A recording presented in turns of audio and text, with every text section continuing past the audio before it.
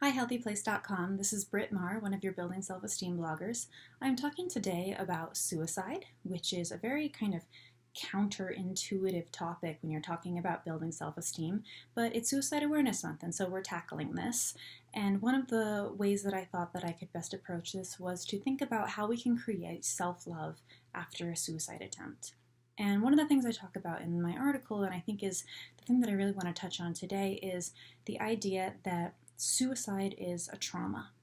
Now, when we think about a trauma, we think about an external force, right? We think about something coming in and creating deeply distressing or disturbing experiences. But we can also create trauma. And in a suicide attempt, we know that this is self-created, but it doesn't make the trauma any less of a trauma.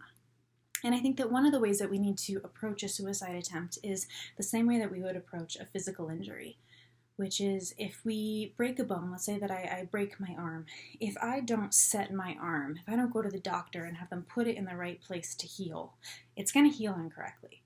And I'm going to have to go about the rest of my life dealing with an incorrectly healed bone that's going to affect the rest of my arm. At some point, I'm probably going to have to go and deal with it, maybe get another surgery, who knows. But it's the same with our mental health. When we are dealing with a traumatic experience, or if we can even think of it as like a broken bone in our thoughts, we have to create the right setting in order to go forward with our healing. We have to create a mental cast, if you will. And otherwise, we end up not working through these traumatic memories. They go into us, they heal incorrectly, and then we struggle to work with certain parts of our minds because we have this incorrectly healed piece of us. So even if a trauma is self-inflicted, it's still really important that we address it and that we find the healing that allows us to process it and move on.